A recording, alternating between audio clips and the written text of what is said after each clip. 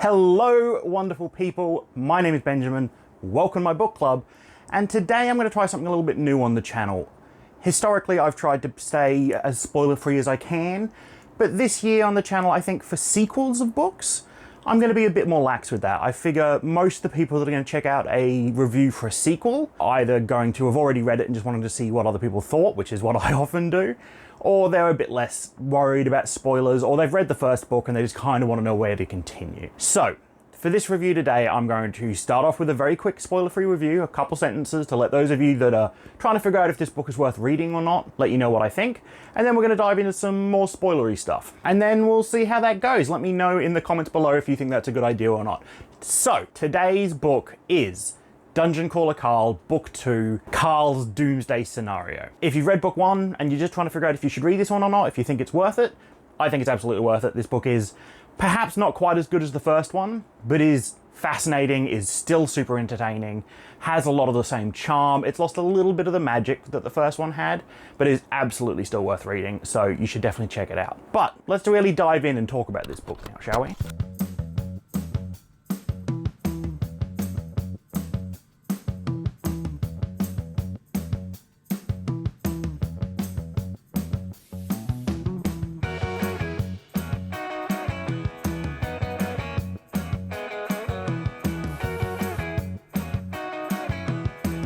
Carl's Doomsday Scenario introduces us to floor 3 of the world dungeon. Following on from the events of the first book, where the Earth was basically destroyed and turned into a dungeon for reality television for the aliens' pleasure, we are now descending into the 3rd floor.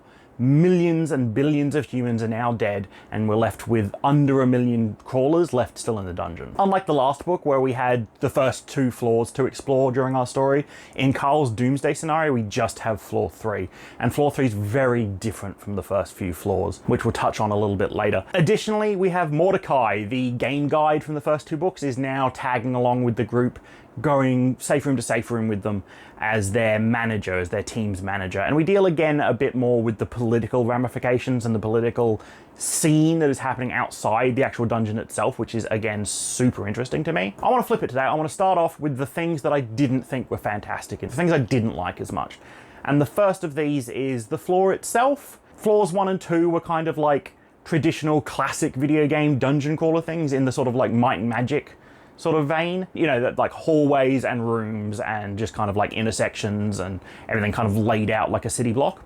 In this one, we have more of a sort of modern video game world, a sort of open world scenario. This is the first of several floors that are part of what's been called the volcano storyline, an ancient storyline where a big volcano exploded and destroyed the world, basically, killing lots of people, changing others, and this is the top level of this. Now, as we get further and further down, the cities and the universe was supposed to be bigger and brighter and better, but now, thanks to the volcano destroying everything, presumably they're going to get worse and scarier and harder as we go down the levels. This was once a giant city, and it is now mostly in ruins with scattered settlements of different sizes around the place. So we kind of have these safe areas of the cities and the settlements where there are shops and guilds and NPCs, which is all new, and we have the outside area, which is more of a decayed, crumbling ruins, and it's there where the crawlers go to fight the enemies.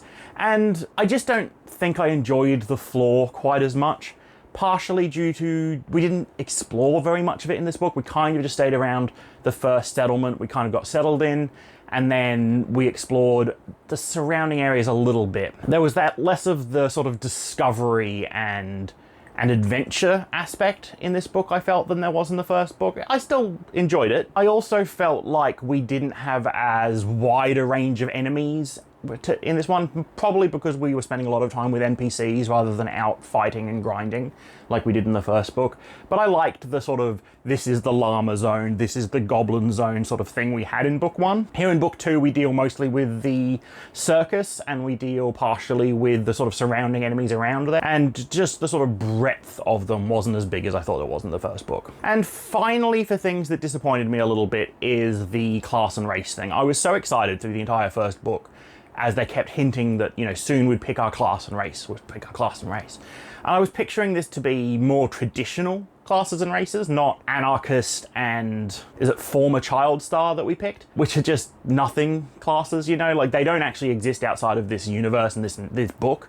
So I was expecting something more, you know, like Carl picks monk or something, and then I would have an idea that I could relate that to my experiences with tabletop role-playing games, video games, etc. So I could kind of think about the limitations and the benefits of that class. Whereas with these classes, they can be anything. Like, I don't know where either of these classes are going to go. I don't know what sort of subclasses are going to come off of anarchist. So it takes away that sort of prediction aspect that I was really looking forward to. I'm sure that these classes are going to be fine going forward. I'm sure they're going to be really entertaining. But I was really looking forward to, you know, trying to plan out Carl's build in my mind going forward. Whereas this, it doesn't mean anything to me. Anything can happen from this point. You know, the next book could introduce that at level, you know, whatever, 25 of the anarchist class, you get this new spell. And I can't see that. I can't foresee that. I can't plan for it. I can't be excited for that because I just don't know what's coming. I'm glad that neither of them sort of changed their race so much. Obviously, Princess was going to stay as a cat, and I was assuming Carl was going to stay as a human, but Primal's interesting. The sort of no stat limits on their skills, but starting with lower base stats is really cool, and presumably that's gonna, you know, taking off into a progression sort of RPG sort of situation, and that'll be really fun. And I actually almost forgot my biggest complaint about the book. The thing that I think is most missing from this book that was present in the last book is Carl and Princess sort of just interacting with the other crawlers, interacting with the other people in the dungeon. We do have Mordecai with us now in the safe rooms, and that's fantastic, and we do have 𝕐𝕬𝕬 right near the end of the book we get, who is from Helga's group. Is it Helga? Carla? From the sort of Valkyrie woman's group, is joining Carl and Princess, but that happens right at the end of the book and is mostly just setting stuff up for next book, I feel. We don't have, you know, Carl interacting with the PKers from the first book. We don't have Carl and Princess interacting with the retirement home group from the first book. And those were kind of my favorite bits, is when they kind of get together, share information, and we get to learn a lot more stuff, learn different perspectives. So that being missing quite a bit in this book was a bit disappointing to me. But there are a lot of things I like about this book. First, the introduction of quests. I think quests are fantastic. I think the ongoing storyline with the circus and with the elite NPC Signet, I think that's really entertaining. The final bit of the book dealing with the sort of necromancy, elves, like the necromancies, the elvish cult, the bird people and all the corpses and the murdered ladies. That was great. I enjoyed that. Giving sort of like a side story to the main narrative that's going on, I think is really good. I also loved that we learned more and saw more ramifications of the sort of political aspect. I love the sort of space opera that is going on in the background of this book. We're not a part of this space opera story, but you hear its effects and how we affect it. I love Carl and Princess annoying the one group so much that they attempt to assassinate them, and then there's ramifications, and then there are huge political ramifications that are clearly going on, and we learn very little about that, but we just know that it's happening, and that's so interesting to me, and I can't wait to hear more of that.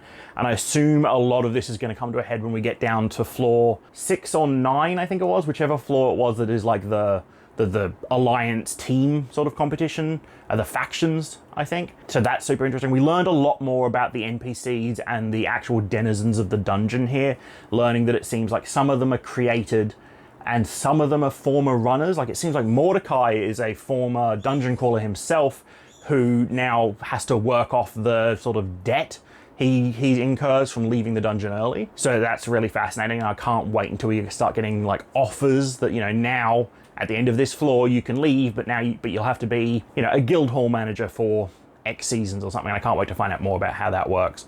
And the book is still just really funny. The book is still just really entertaining. The Carl and Princess and Mordecai and now 𝕐𝕬𝕬, they're just great characters to follow. So while I did have a lot to complain about here, my final rating for this book is still an 8 out of 10. I still love this series. I still am going to continue it.